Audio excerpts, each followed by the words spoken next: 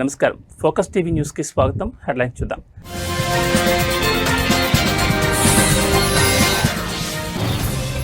ఇవాళ మరోసారి హస్తినకు వెళ్లనున్న సీఎం రేవంత్. రేపు ఢిల్లీలో తెలంగాణ కాంగ్రెస్ ధర్నా.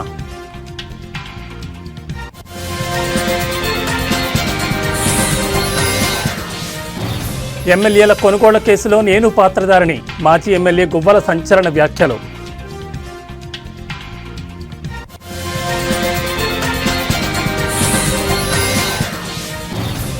ఇవాళ రేపు తెలంగాణకు వర్ష సూచన. ఉరుములు మెరుపులతో కూడిన వర్షం కురిసే అవకాశం.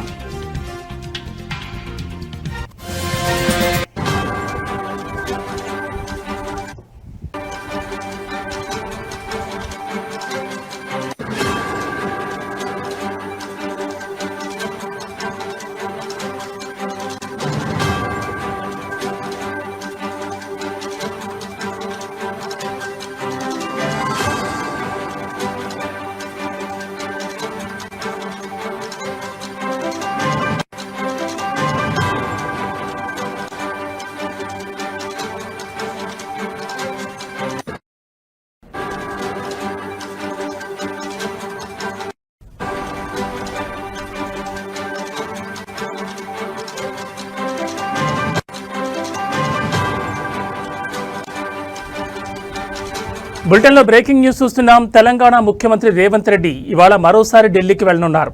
ఈ మేరకు మధ్యాహ్నం 1 గంటకు ఆయన శంషాబాద్లోని రాజీవ్ గాంధీ ఇంటర్నేషనల్ ఎయిర్పోర్ట్ నుంచి నేరుగా హస్తినకు చేరుకుంటారు. అనంతరం రాష్ట్రంలో బీసీలకు 42% రిజర్వేషన్ల సాధనకు కాంగ్రెస్ పార్టీ ఆధ్వర్యంలో రేపు జంతర్ మంతర్ వద్ద చేపట్టబోయే ధర్నాలో పాల్గొంటారు. బీసీ రిజర్వేషన్ల ఆర్డినెన్స్ను ఆమోదించేలా కేంద్ర ప్రభుత్వంపై మరింత ఒత్తిడి తీసుకొచ్చేలా మొత్తం 3 రోజుల పాటు కాంగ్రెస్ ఆందోళన కార్యక్రమాలు కొనసాగనున్నాయి.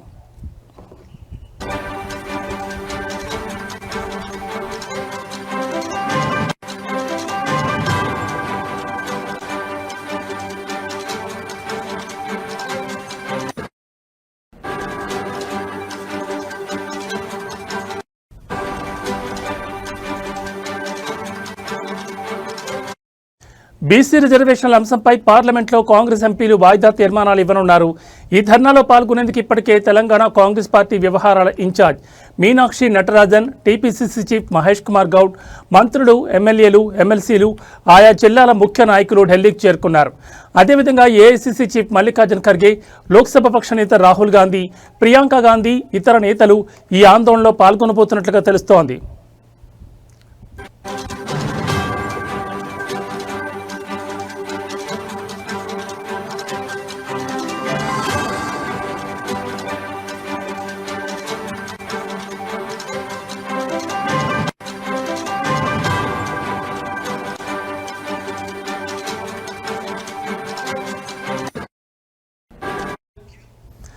బ్రేకింగ్ న్యూస్ చూస్తున్నాం. తెలంగాణ ముఖ్యమంత్రి రేవంత్ రెడ్డి ఇవాళ మరోసారి ఢిల్లీకి వెళ్లనున్నారు. ఈ మేరకు మధ్యాహ్నం 1 గంటకు ఆయన శంషాబాద్లోని రాజీవ్ గాంధీ ఇంటర్నేషనల్ ఎయిర్పోర్ట్ నుంచి నేరుగా హస్తినకు చేరుకుంటారు. అనంతరం రాష్ట్రంలో బీసీలకు 42% రిజర్వేషన్ల సాధనకు కాంగ్రెస్ పార్టీ ఆధ్వర్యంలో రేపు జంతర్ మంతర్ వద్ద చేపట్టబోయే ధర్నాలో పాల్గొంటారు.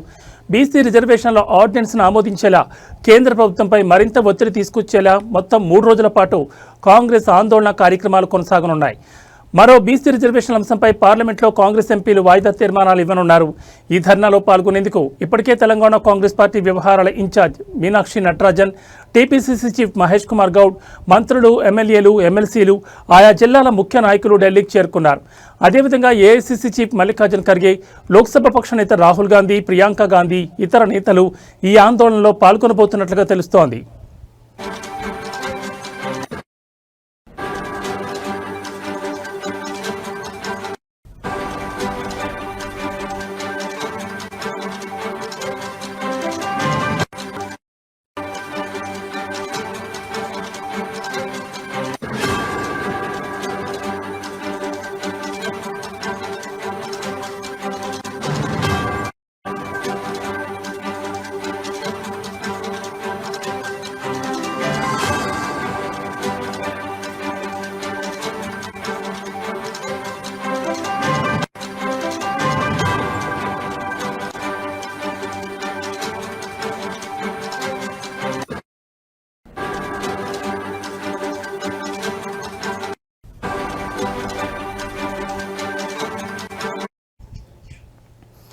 బులెటిన్లో మరో బ్రేకింగ్ న్యూస్ చూస్తున్నాం. తెలంగాణలో వచ్చే 3 రోజుల పాటు వర్షాలు కురిసే అవకాశం ఉందని వాతావరణ శాఖ తెలిపింది. ఇవాళ రేపు రాష్ట్రంలోని కొన్ని ప్రాంతాల్లో ఉరుములు మెరుపులతో కూడిన వర్షాలు కురిసే అవకాశం ఉంది.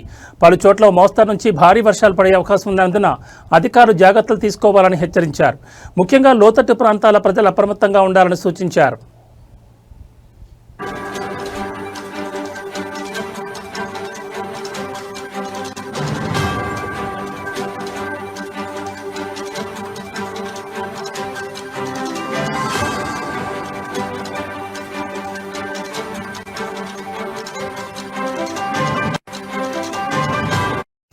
ఈ పరిస్థితులను దృష్టిలో ఉంచుకుని తెలంగాణలోని 24 జిల్లాలకు వాతావరణ శాఖ ఎల్లో అలర్ట్ జారీ చేసింది. ఇదిలా ఉంటే నిన్న కురిసిన భారీ వర్షానికి హైదరాబాద్ నగరం తడిసి ముద్దైంది. అనేక ప్రాంతాల్లో వర్షపు నీరు చేరి ప్రజలు తీవ్ర ఇబ్బందులు పడుతున్నారు.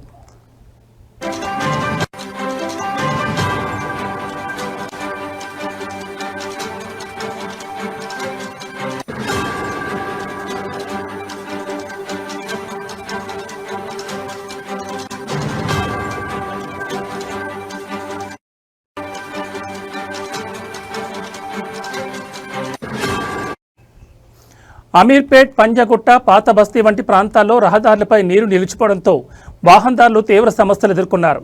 వర్షం కారణంగా ట్రాఫిక్ కూడా నిలిచిపోయింది. భారీ వర్షం కారణంగా డ్రైనేజీలు పొంగి పొర్లి రహదారులపైకి నీరు చేరింది.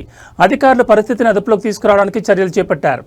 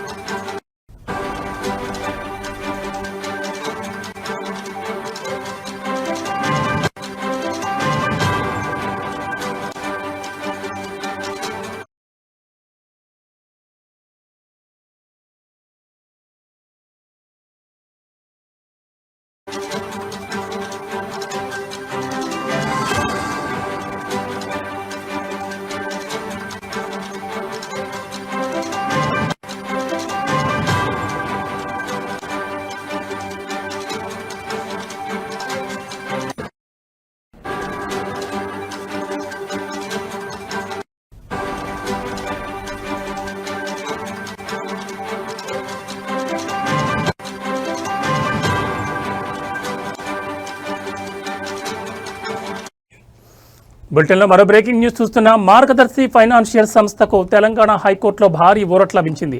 సంస్థపై చాలా కాలంగా నడుస్తున్న క్రిమినల్ ప్రొసీడింగ్స్ను రద్దు చేస్తూ హైకోర్టు సోమవారం కీలక తీర్పు వెలువరించింది.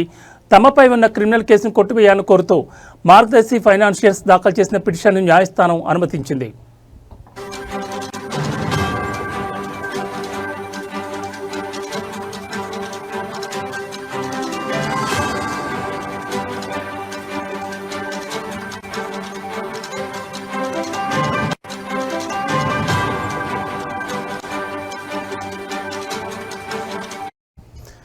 డిపాజిటర్ల నుంచి ఒక్క అభ్యంతరం కూడా రాకపోవడం, హిందూ అవిభాజ్య కుటుంబ మాజీకర్త మరణించడం వంటి కారణాలతో ఈ కేసును ఇకపై కొనసాగించాల్సిన అవసరం లేదని హైకోర్టు స్పష్టం చేసింది. డిపాజిటర్లందరికీ సొమ్ము చెల్లించామని, హెచ్యుఎఫ్ కర్త మరణించినందున మిగిలిన సభ్యులను నిందితులుగా చేర్చలేరని మార్గదర్శి సంస్థ ఈ ఏడాది జనవరిలోనే కోర్టుకు వివరించింది.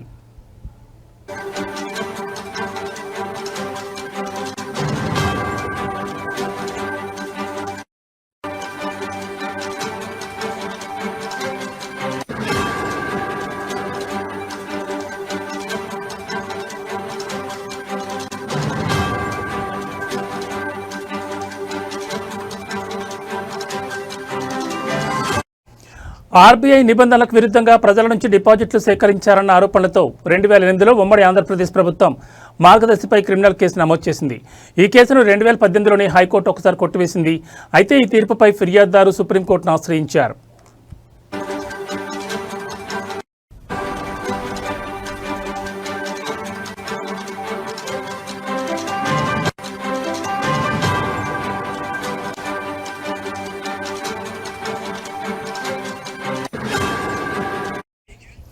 దీంతో 2024 ఏప్రిల్లో సుప్రీంకోర్టు ఈ పిటిషన్లను తిరిగి హైకోర్టుకే పంపింది.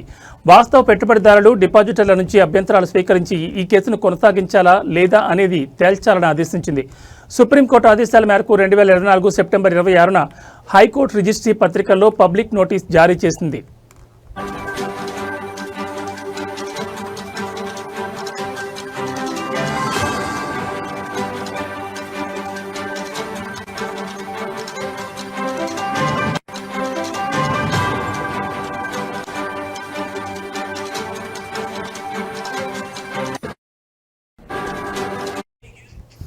అయితే డిపాజిట్లన్నీ గతంలోనే చెల్లించినందున ఒక్క డిపాజిటర్ కూడా క్లెయిమ్తో ముందుకు రాలేదు. ఈ పరిణామాలను పరిగణలోకి తీసుకున్న హైకోర్టు మార్గదర్శి ఫైనాన్షియర్స్పై ఉన్న క్రిమినల్ కేసును రద్దు చేస్తూ తుది తీర్పు వెలువరించింది.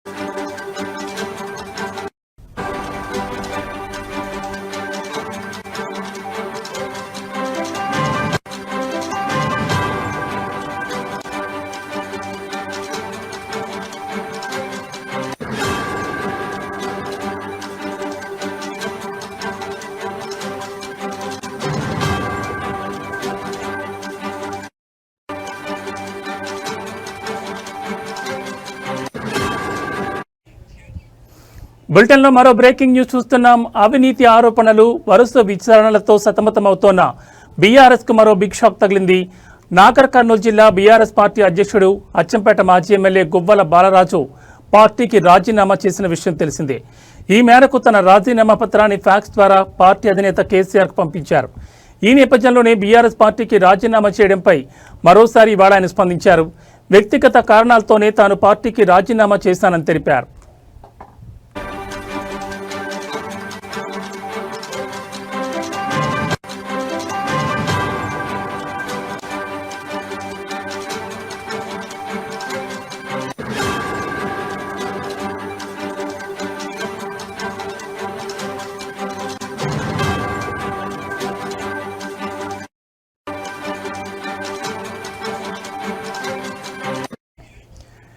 ఈ నెల 2వ తేదీనే తాను పార్టీకి రాజీనామా చేశానని, కాళేశ్వరం నివేదిక వచ్చాక చేశానని కొందరు కామెంట్ చేయడం సరికాదన్నారు.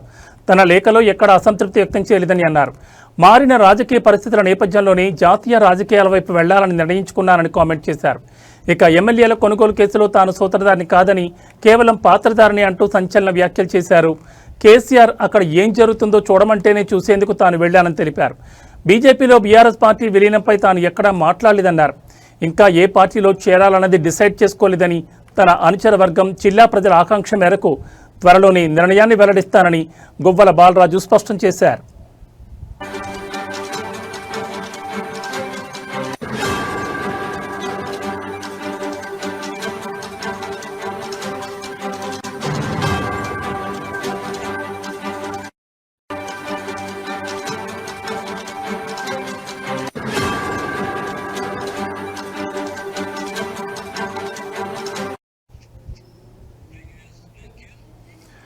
బ్రేకింగ్ న్యూస్ చూస్తున్నాం. అవినీతి ఆరోపణలు, వరుస విచారణలతో సతమతమవుతోన్న బీఆర్ఎస్కు మరో బిగ్ షాక్ తగిలింది. నాగర్ కర్నూలు జిల్లా బీఆర్ఎస్ పార్టీ అధ్యక్షుడు అచ్చంపేట మాజీ ఎమ్మెల్యే గువ్వల బాలరాజు సోమవారం పార్టీకి రాజీనామా చేసిన విషయం తెలిసిందే. ఈ మేరకు తన రాజీనామా పత్రాన్ని ఫ్యాక్స్ ద్వారా పార్టీ అధినేత కేసీఆర్ పంపించారు. ఈ నేపథ్యంలోనే బీఆర్ఎస్ పార్టీకి రాజీనామా చేయడంపై మరోసారి ఇవాళ ఆయన స్పందించారు. వ్యక్తిగత కారణాలతోనే తాను పార్టీకి రాజీనామా చేశానని తెలిపారు. ఈ నెల 2నే తాను పార్టీకి రాజీనామా చేశానని, కాళేశ్వరం నివేదిక వచ్చాక చేశానని కొందరు కామెంట్ చేయడం సరికాదన్నారు. తన లేఖలో ఎక్కడా అసంతృప్తి వ్యక్తం చేయలేదన్నారు. మారిన రాజకీయ పరిస్థితుల నేపథ్యంలోనే జాతీయ రాజకీయాల వైపు వెళ్లాలని నిర్ణయించుకున్నానని కామెంట్ చేశారు. ఇక ఎమ్మెల్యేల కొనుగోలు కేసులో తాను సూత్రధారిని కాదని, కేవలం పాత్రధారిని అంటూ సంచలన వ్యాఖ్యలు చేశారు. కేసీఆర్ అక్కడ ఏం జరుగుతుందో చూడమంటేనే చూసేందుకు తాను వెళ్లానని తెలిపారు. బీజేపీలో బీఆర్ఎస్ పార్టీ విలీనంపై తాను ఎక్కడా మాట్లాడలేదన్నారు. ఇంకా ఏ పార్టీలో చేరాలన్నది డిసైడ్ చేసుకోలేదని, తన అనుచర వర్గం జిల్లా ప్రజల ఆకాంక్ష మేరకు త్వరలోనే నిర్ణయాన్ని వెల్లడిస్తానని గువ్వల బాలరాజు స్పష్టం చేశారు.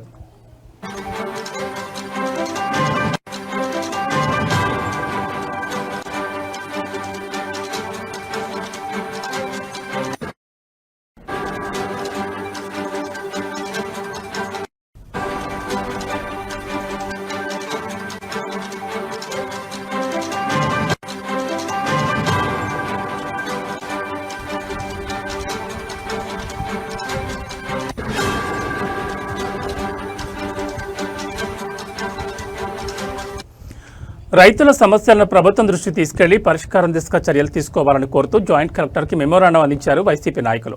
రైతులు పడుతున్న ఇబ్బందులను జాయింట్ కలెక్టర్ కాకాణి పూజిత, ఎమ్మెల్సీ పర్వతిరెడ్డి చంద్రశేఖర్ రెడ్డి వివరించారు. ఈ సందర్భంగా ఎమ్మెల్సీ పర్వతిరెడ్డి చంద్రశేఖర్ రెడ్డి మాట్లాడుతూ కూటమి ప్రభుత్వం ఏర్పడ్డాక రైతులు అనేక కష్టాలు ఎదుర్కొంటున్నారని అన్నారు.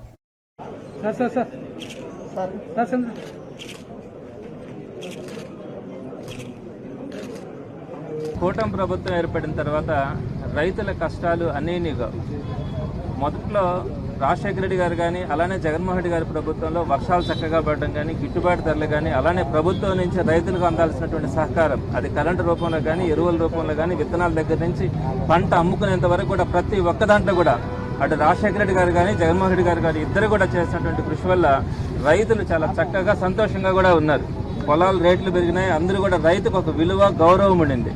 అదే తెలుగుదేశం పార్టీ ప్రభుత్వం వచ్చేటప్పటికి వర్షాలు లేక అందరూ నానా తంటాలు పడి రైతులందరూ కూడా పొలాలను అమ్ముకునే పరిస్థితి కూడా మనం చూసినాం. సరే 2014-19 మధ్యలో అదేవిధంగా ఇప్పుడు కనుక తీసుకుంటే ఈ కూటమి ప్రభుత్వం వచ్చిన తర్వాత ఎక్కడ కూడా రైతుల గురించి ఆలోచించే పరిస్థితి కూడా లేదు.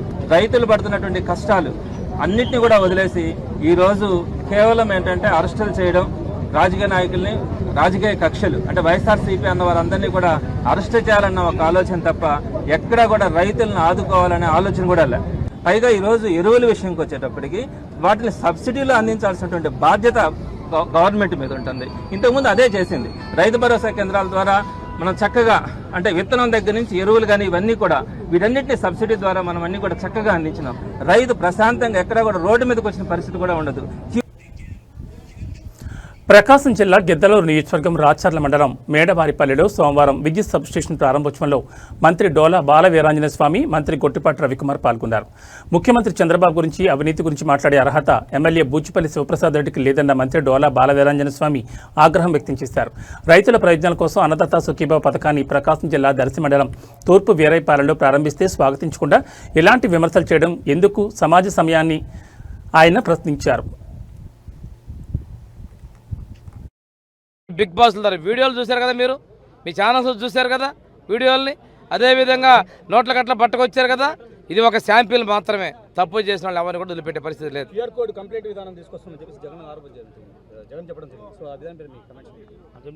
అంటే నువ్వు క్యూఆర్ కోడ్ కదయా, మేము ఆ రోజు కష్టపడ్డాం, మమ్మల్ని ఇబ్బందులు పెట్టారు, చరిత్ర మీరు మర్చిపోతున్నారు.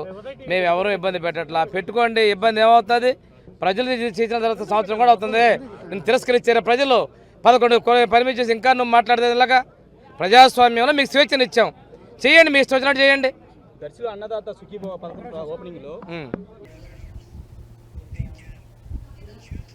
ఏవీ బులెటిన్ విశేషాలు. మరో బులెటిన్లో మళ్ళీ కలుద్దాం. నమస్తే.